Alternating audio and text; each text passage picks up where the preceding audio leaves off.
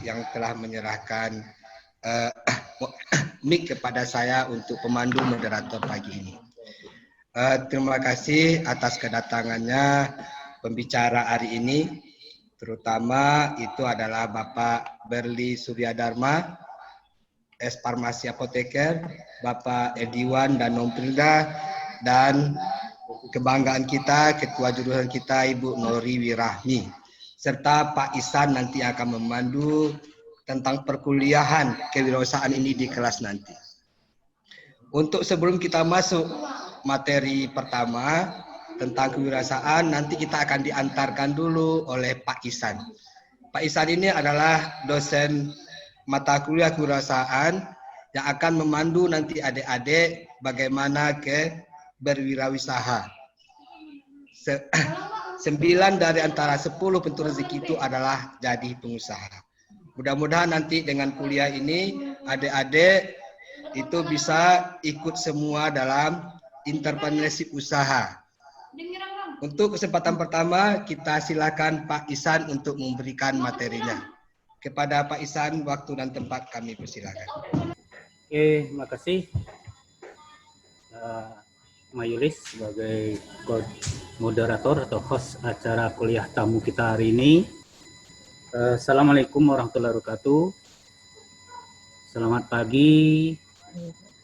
Yang saya hormati Bu Aprodi D3 Farmasi, Bu Nori.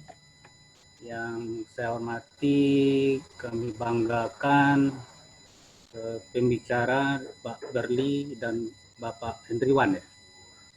Iya. Hendriwan. Saya bangga kami atas kerjaan Bapak-bapak menyiapkan waktu dan pemikiran untuk berbagi pengalaman kepada mahasiswa D3 Farmasi Universitas Bengkulu. Baik mahasiswa sekalian, saya hanya sebagai pembuka, ya, secara kulitnya saja, nanti secara substantif yang lebih detail dan lebih menukik itu akan disampaikan oleh pembicara kedua ketiga, itu Pak Berli dan Pak Hendriwan. Di sini materi saya diberikan tema tentang menumbuhkan entrepreneurship ya, bagi mahasiswa ya, dimulai dari bangku kuliah.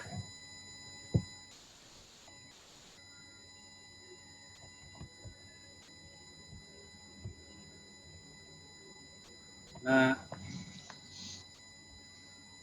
Prodi D3 Farmasi bersama Kaprodinya dan dosen-dosen yang lain merancang kuliah tamu atau kuliah umum ini bertemakan tentang entrepreneurship. Ya, sebagai banyak harapan yang ingin diharapkan dari kegiatan ini. Ya, dengan adanya pemaparan dari pakar-pakar yang memahami tentang entrepreneurship, terutama di bidang kefarmasian, ya, diharapkan mahasiswa tumbuh minat untuk menjadi wirausaha nanti. Jadi mahasiswa mulai dari sekarang sudah dibina, mulai dipupuk minat untuk menjadi wirausaha. Yang kedua, menciptakan iklim kreativitas mahasiswa, ya, karena dunia usaha itu membutuhkan kreativitas. Ya. Kalau kreativitasnya kurang, tuh usahanya tidak bisa berkembang, monoton. Kemudian menyuburkan inovasi, karena dunia usaha juga butuh inovasi, karena tanpa inovasi tidak bisa menambah nilai dan tidak bisa menyesuaikan kondisi kebutuhan terkini.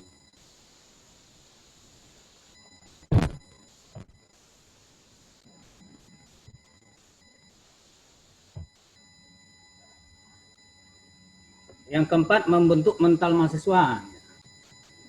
Yang bagaimana itu?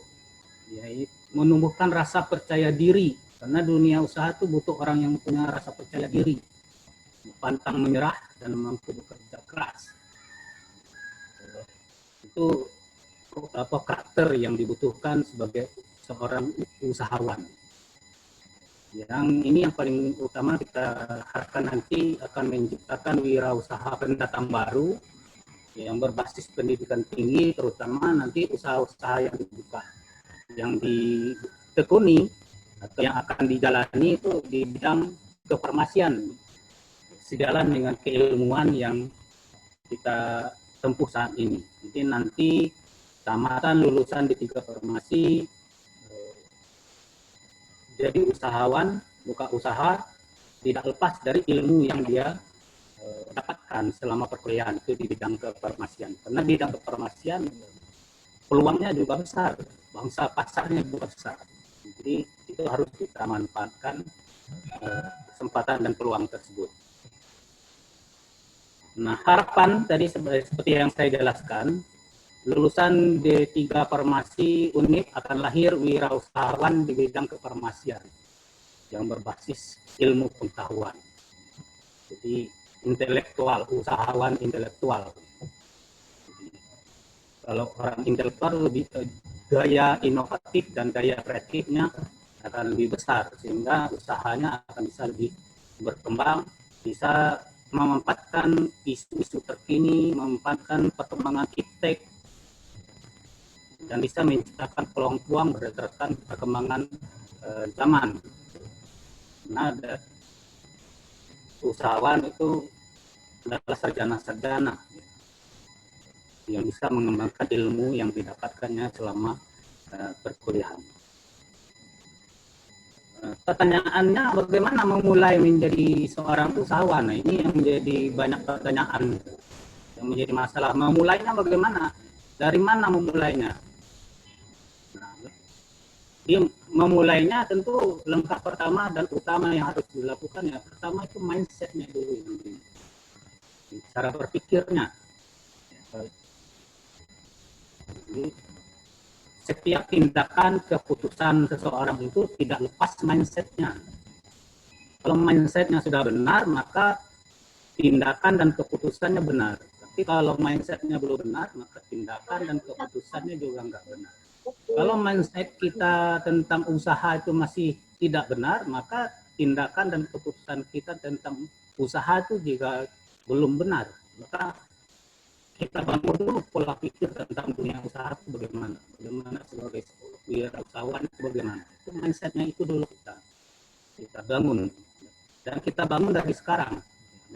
Dari mulai di bangku perkuliahan. Nah, di masyarakat itu sudah tumbuh mindset lama atau bahkan sudah menjadi budaya, sudah menjadi kultur di masyarakat kita bahwa generasi muda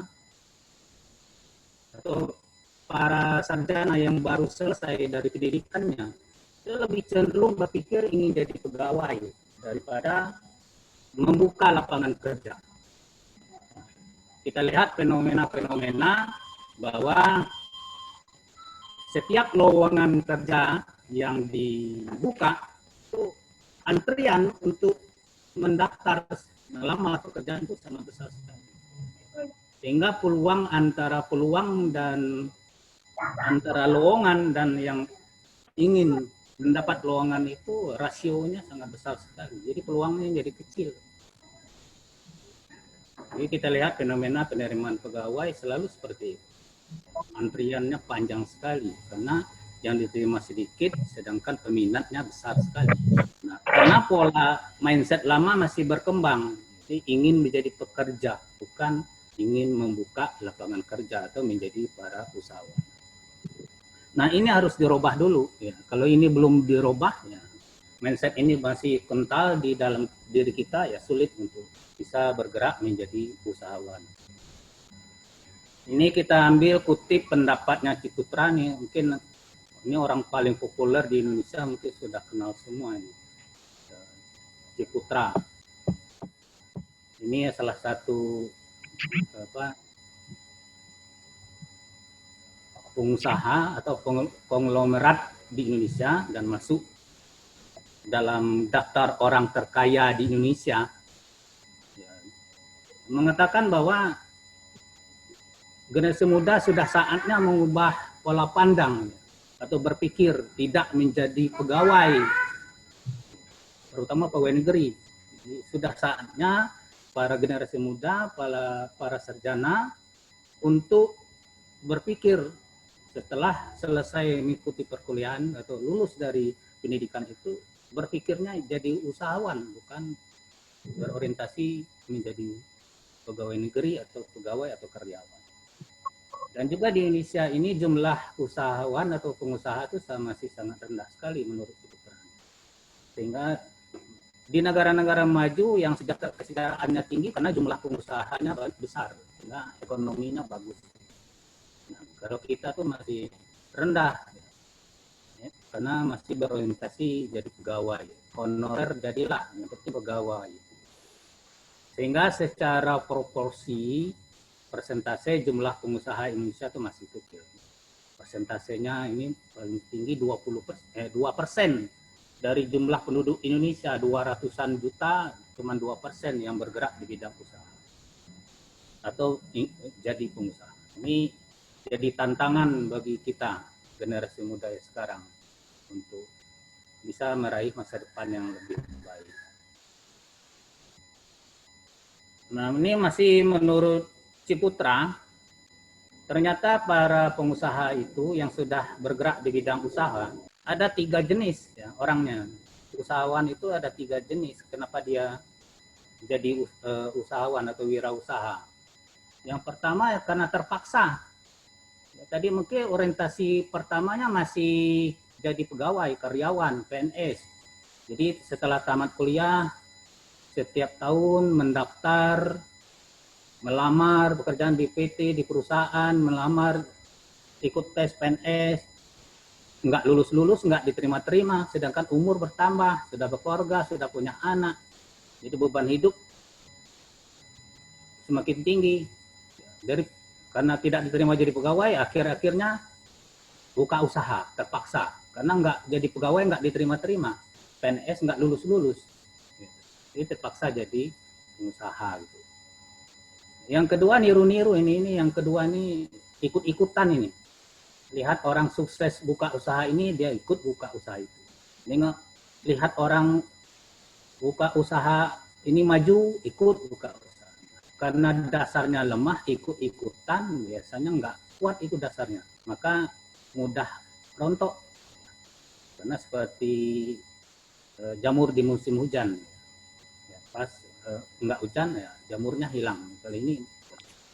Nah, yang ketiga ini yang harus kita ciptakan dari sekarang lewat mata kuliah kewirausahaan ini, ingin menciptakan para entrepreneur yang inovatif dan kreatif,